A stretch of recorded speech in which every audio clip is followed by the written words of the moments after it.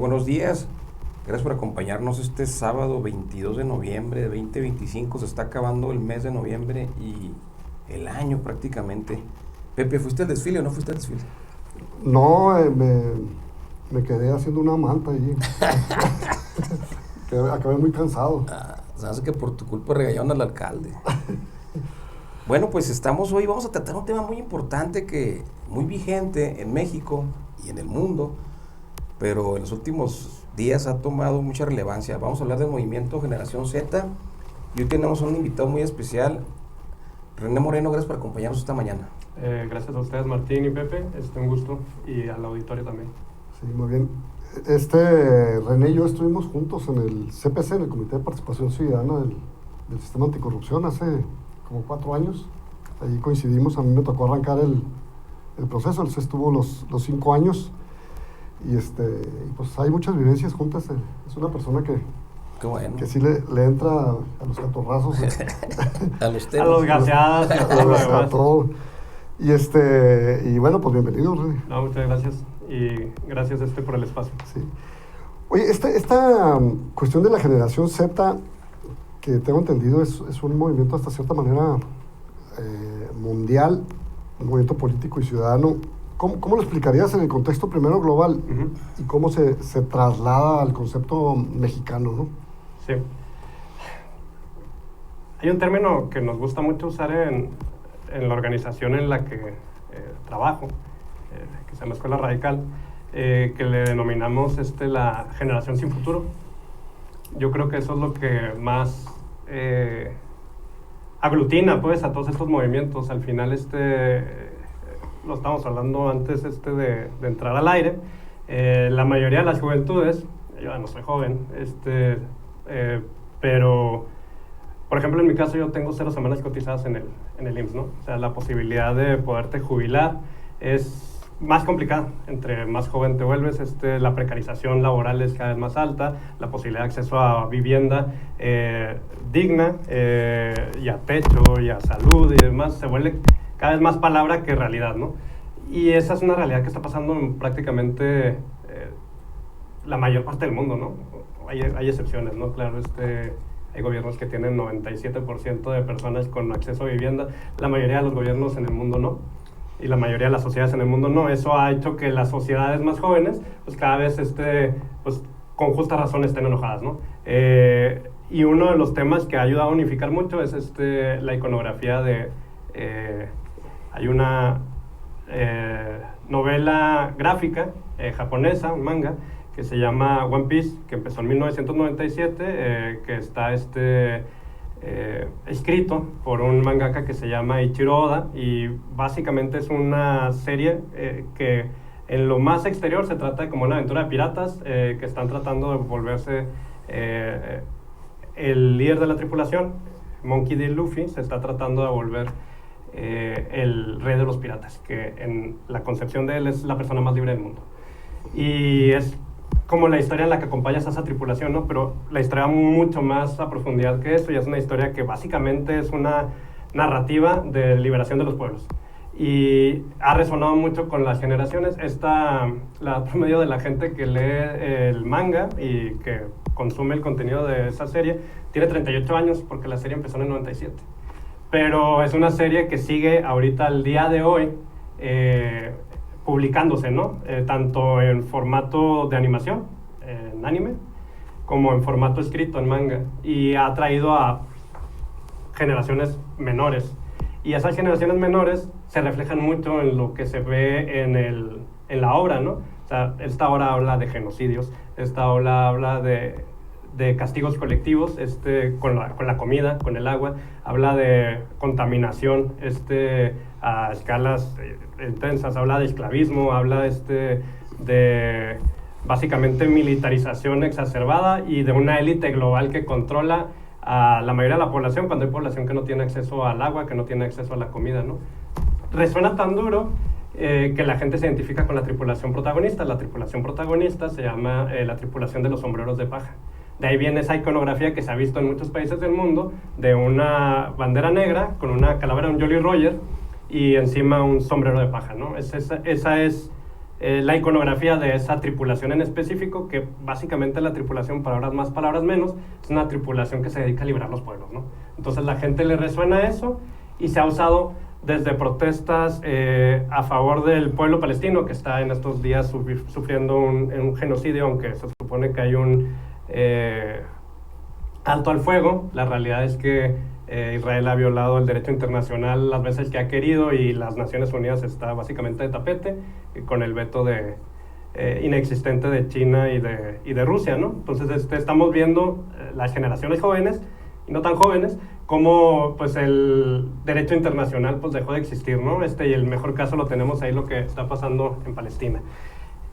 Y eso ha unificado mucho. Si tú ves desde el 2023, ha habido muchas marchas multitudinarias en las que se empieza a ver esta bandera de piratas, principalmente primero en las megaprotestas que se hicieron para condenar el genocidio y apoyar al pueblo palestino, muchas banderas de Palestina al lado de estas bandera pirata, y luego se empezó a usar en movimientos nacionales, donde estaban en contra de gobiernos nacionales, ¿no? Ha pasado en protestas en Francia, han pasado protestas en Indonesia, han pasado protestas en Nepal, estas últimas que pasaron aquí en México, ¿no? Este movimiento que está aquí en el país, pues obviamente se embebe de todo este otro proceso global.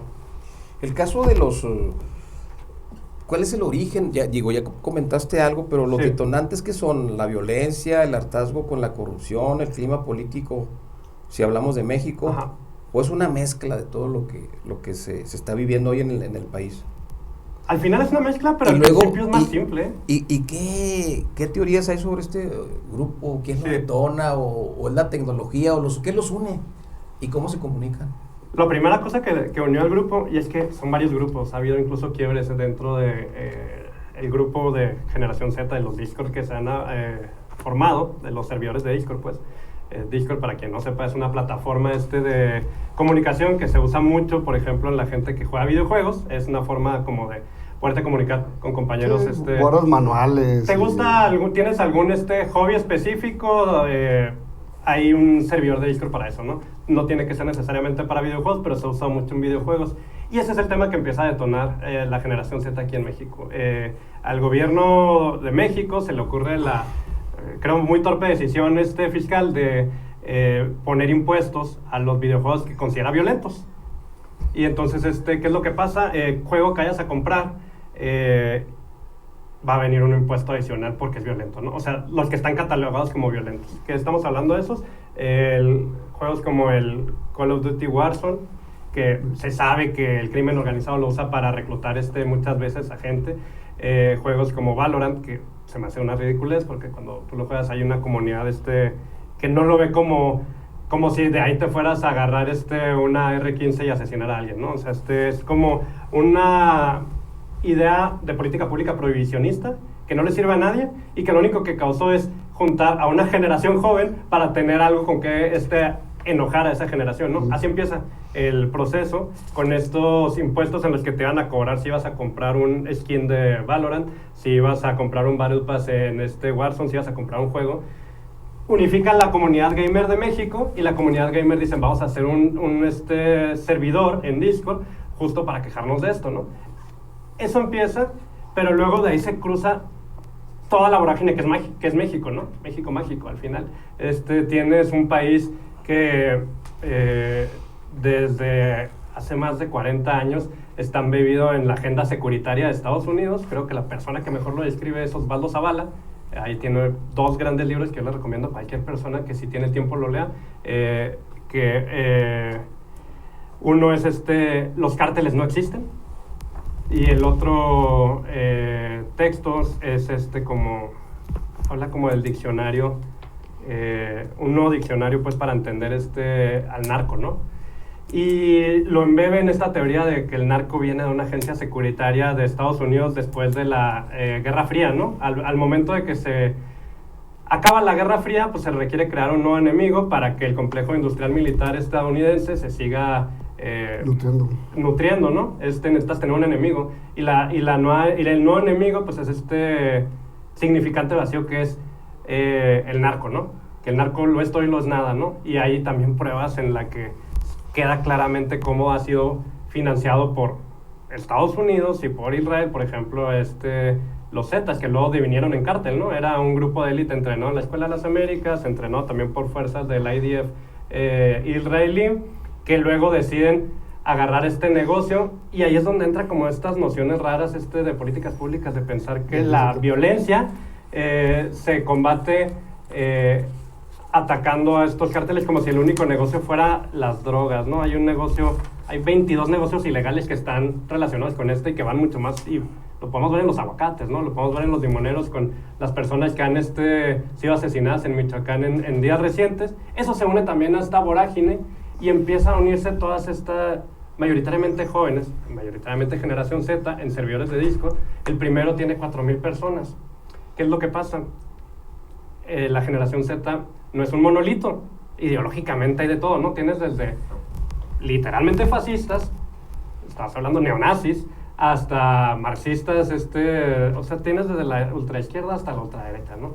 Y en ese crisol hubo una fragmentación, se peleó la parte de la izquierda, fue expulsada masivamente del servidor, y se van creando dos grupos, uno es Revolución Z y otro es Generación Z. Aparte, la persona que abre el primer servidor, luego se descubre que hace un manifiesto en el que, a la hora en la que se hace el análisis de metadata del mismo, la metadata es cada vez que uno hace un archivo digital, pues tiene indexado junto con ese archivo un montón de temas, ¿no? ¿Quién lo hizo? ¿En qué plataforma lo hiciste? Fecha y todo. Y datos del registro que están ligados a... El software tiene un dueño, ¿no? Cuando tú lo compras, la licencia de software está etiquetada a quien lo compró. Entonces, uno de los documentos tenía un nombre muy raro. Era el manifiesto con el que empieza este primer servidor, pero cuando leen el nombre del archivo, parecía como un poema de amor, ¿no? Acá de que ¿por qué me dejaste? No sé qué tanto. Entonces, a un compañero me parece que vive en Ciudad de México, Ajax se llama, le llama mucho la atención esto y lo empieza a revisar. A la hora en la que revisa el archivo, empieza a hacer el análisis de metadatos, y sale que el dueño de estos fue un documento que se hizo en Canva, y el dueño del documento se llama Monetic Agencia, una agencia de marketing digital. Esta agencia de marketing digital, a la hora de hacer una búsqueda en reversa del servidor de la agencia de marketing, pues descubren que está radicada en Zapopan, y el juiz, la información del dominio, da a entender que el dueño de ese es hijo de un político del PRI en Zapopan, de apellido Femat. Entonces, pues se le viene el mundo encima. A esta persona se tiene que salir del movimiento, se rompen los servidores y se arma un nuevo servidor de Generación Z. Y desde ahí, toda la gente que está en los servidores empieza a tener mucho recelo de que no entre nadie de partidos políticos, ¿no? Porque pues nos van a quemar el movimiento, que pasa siempre, ¿no?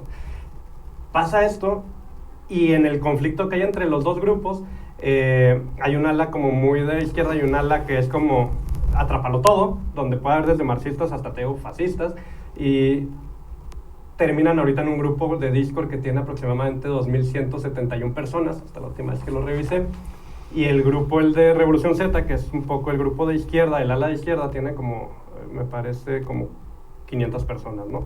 Esos son los grupos que empiezan a organizar, como las marchas, ¿no? Para marchar el 15 de noviembre, pero este grupo se une un montón de gente, y eso es lo que también cuando uno habla del 15 de noviembre, la Generación Z, es esconder un poco como la realidad es que era una parte muy menor de la organización, y en el caso, por ejemplo, aquí de Chihuahua, hubo una marcha, hubo aproximadamente 800 personas. Las personas que estaban organizando desde aquí de Chihuahua no eran más de 20, y ellos no tenían el poder de organización en un inicio. De hecho, la idea primera era montarse había 2 marchas convocadas ese día. Una marcha que estaba convocada por las personas que estaban enojadas por el asesinato de Carlos Manso, con justa razón, y otro grupo que estaba convocado por una organización que se llama Reforestemos, y hubo un cisma dentro del servidor de Discord, y a la hora de decir con quién nos vamos, pues no se quisieron ir con el de Reforestemos porque lo tenían ligado con Morena. De ahí te hablo que ese recelo de la primera experiencia de lo que salió del PRI, entonces dijeron, mejor nos vamos con el otro.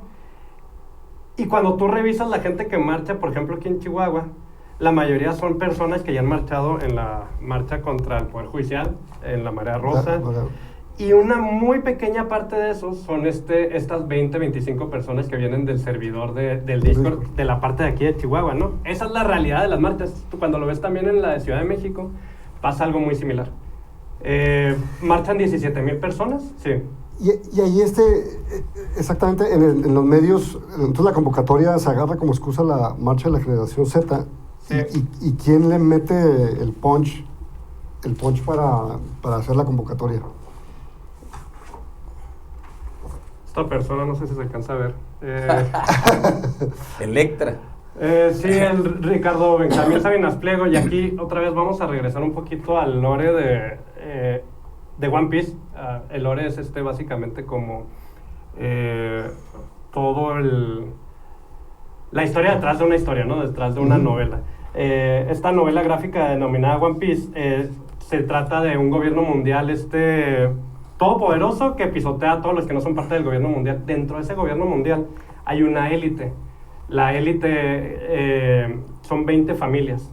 Esas 20 familias, digamos, como controlan el mundo, ¿no? Se les conoce como los dragones celestiales. El protagonista, Monkey D. Luffy, hay un momento en el que están en una venta de esclavos, en una isla. Y esa venta de esclavos la maneja el crimen organizado, pero el crimen organizado invita a esta élite mundial a que compre esclavos. Y en una de esas, uno de los amigos, lo que te digo que pasa en la historia, se empieza a hacer amigos de los pueblos, se hace amigo de gente que son como sirenas, gente que vive en el fondo del mar, ¿no? Y tratan de esclavizar a uno de sus amigos e incluso le disparan a una persona que tiene como rasgos como de pulpo, ¿no? Eso hace que se enoje mucho el protagonista y en uno de los capítulos más importantes del anime, pues se lo agarra a puñetazos, ¿no? Se agarra a puñetazos a uno de los encargados de la élite mundial. Entonces a mí me llama mucho la atención si Ricardo Benjamín Salinas Pliego no leyó la obra, porque si hubiera leído la obra se me haría raro que, si él es claramente retratado como o sea, el retrato de los dragones celestiales es de los billonarios, es básicamente una crítica a los billonarios. A mí se me hace muy raro que un billonario dueño de medios de comunicación agarre esto y nadie en su equipo, a menos de que no haya ningún Gen Z o millennial que haya leído esta obra, le diga, oye, pero tú serías el malo en esta historia, ¿no? El tema es que le metieron millones. ¿Y si está comprobado o son teorías fuertes?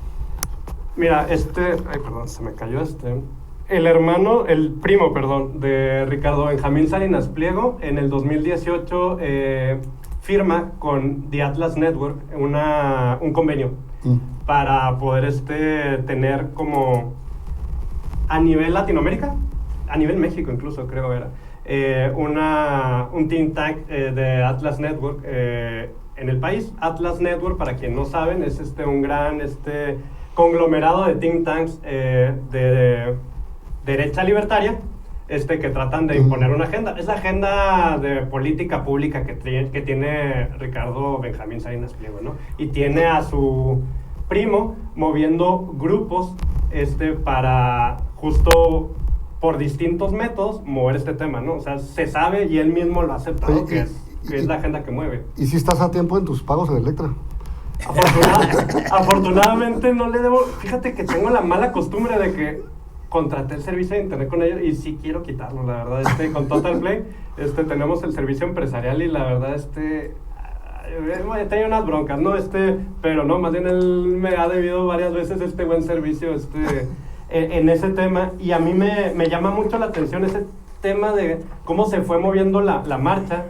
Porque yo sí creo que estos grupos de Discord son grupos genuinos, ¿no? O sea, me metí, me gusta mucho así como meterme de fondo a hacer análisis de grupos y movimientos sociales, ¿no? Me metí al Discord, estuve leyendo todo lo que comentaban dentro de los grupos.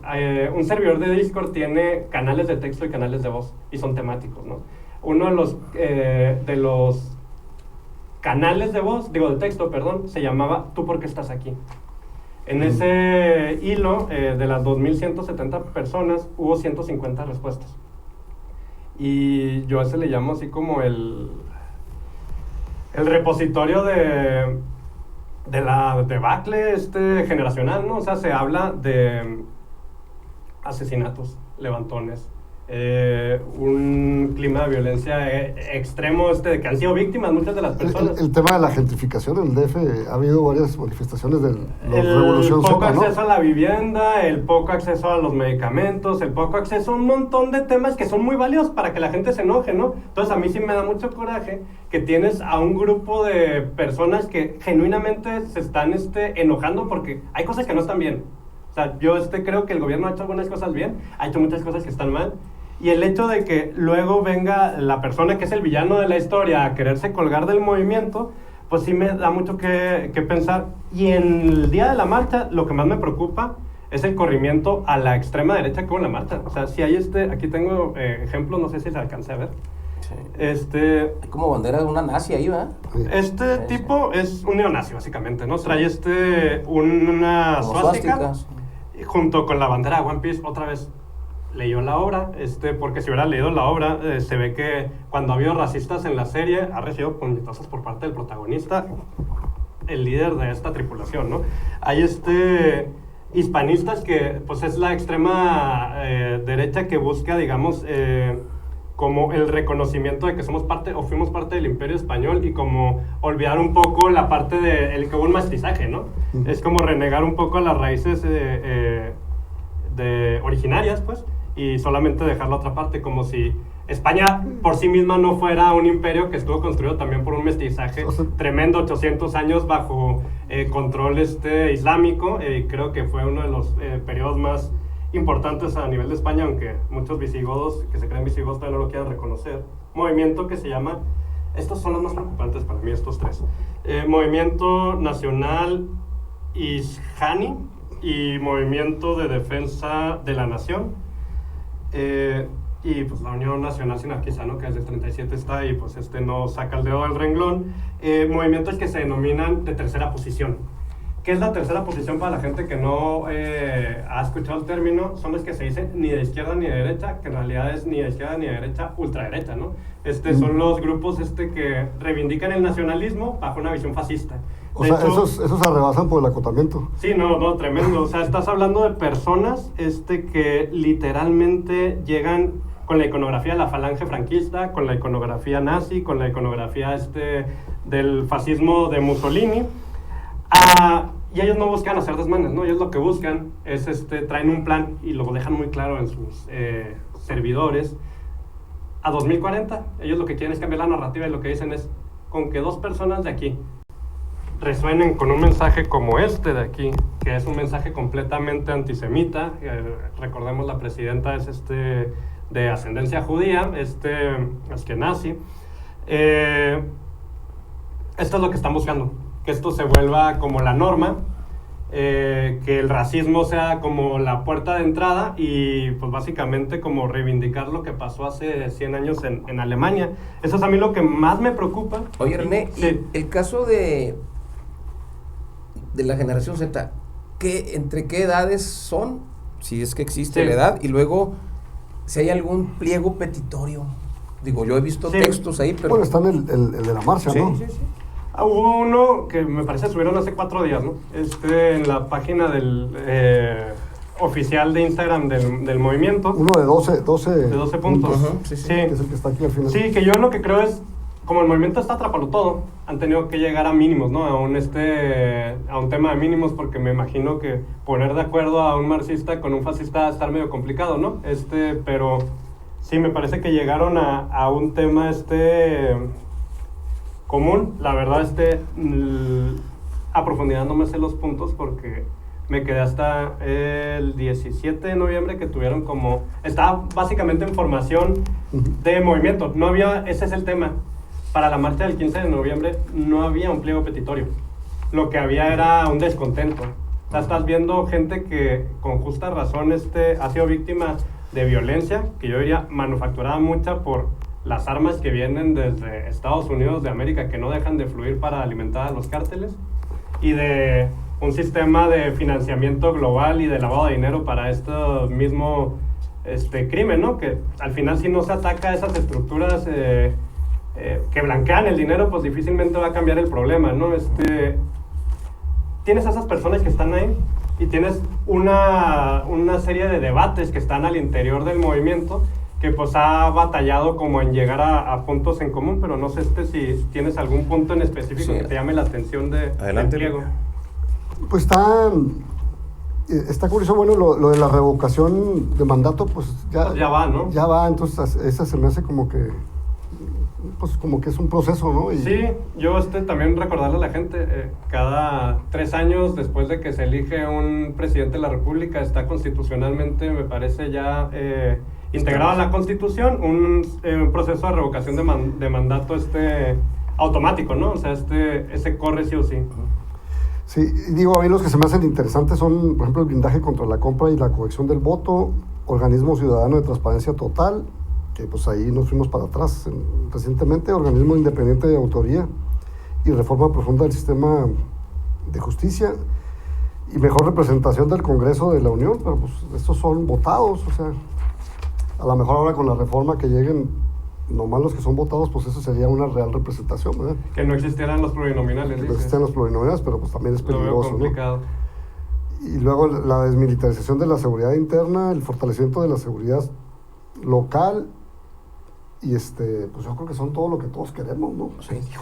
El último se me hace muy interesante porque es una consulta pública para ampliar el pliego hasta 15 puntos, o sea, lo cual daría 3 más el 12avo, ¿no? Sí. O sea, 4... ¿Por qué la reacción violenta del gobierno en México, en la Ciudad de México? Yo creo que... ¿Es miedo? ¿Qué fue lo que pasó? Yo creo que fue mal manejo. O sea, sinceramente, yo no lo había manejado así, pues. Digo, también tomando en cuenta de que tuviste claramente reventadores, ¿no? En el proceso. Sí. Yo creo que la forma de tomarlo es, abriendo mesas de negociación. O sea, al final verlos como... interlocutores válidos, ¿no? Puede que no estés de acuerdo con la ideología. Yo creo que ese fue un error del gobierno federal. A mí lo que me llama la atención del pliego petitorio es que no se parece tanto, desde mi punto de vista, a las problemáticas de la juventud. O sea, para decirse de un movimiento de generación Z, yo esperaría vivienda digna, ¿no? Yo esperaría posibilidad de tener acceso a una jubilación. Yo esperaría empleo bien pagado. Empleo bien pagado, acceso a sistema de salud, cierto tipo de cosas que ahorita no las tenemos. O sea, a mí me llama y hay un montón de movimientos y de movilizaciones que se han dado para buscar lo mismo, ¿no? Y otra de las grandes fallas del gobierno, la reducción de la jornada laboral. Ese creo que ha sido uno de los temas que más ha unificado a la gente. Creo que si le preguntas a la juventud, la mayoría quiere trabajar menos y poder tener más tiempo libre. Y aún así el gobierno lo que ha hecho es como sacarlo a cuentagotas, ¿no? O sea, yo creo que me llama la atención, pues, cómo esos temas no entran tanto en el pliego petitorio y si entran temas que parece un copy-paste de los movimientos ¿De los partidos? Tal cual, o sea, la marcha del movimiento de Marea Rosa, la marcha por el Poder Judicial. O sea, no creo que si le preguntas y haces un sondeo con la gente que nació entre 1998 y el 2012, no creo que sea el tema fuera que le importe, pues. Del de seguridad, ¿no? El de seguridad yo creo que sí. Sí, y el de seguridad hay que ver también cómo abordarlo, ¿no? Sí, pero yo creo que sí es algo que le afecta a los chavos. Yo creo que desmilitarizar, todos estamos de acuerdo. Sí. Y desmilitarizar es también desmilitarizar las policías, también estatales y municipales, que muchas de ellas ya son básicamente, digo, lo vemos en Los Ángeles, ¿no? O en la policía de Nueva York, básicamente son ejércitos. Estás hablando de el presupuesto que tiene la policía de Nueva York es mayor que el ejército, que el presupuesto que tiene la Sedena. O sea, estás hablando de básicamente ejército, y para allá va la tendencia global, ¿no? Gobiernos de todo el espectro ideológico cada vez más autoritarios, que están tratando de montar por un lado sistemas de espionaje masivo para su población y por el otro lado militarizar incluso a las policías. Y en los servidores, ¿qué tanto se parece la queja al pliego? No mucho. Mira, ¿qué es lo que mencionan en los... Estamos llegando ya al final, servidores? Pepe, del tema, del programa. ¿Con qué te quedas? Pues me quedo... ¿Más sorprendido todavía? Más sorprendido. Está muy interesante el origen, porque fíjate que eso se platica poco. Sí.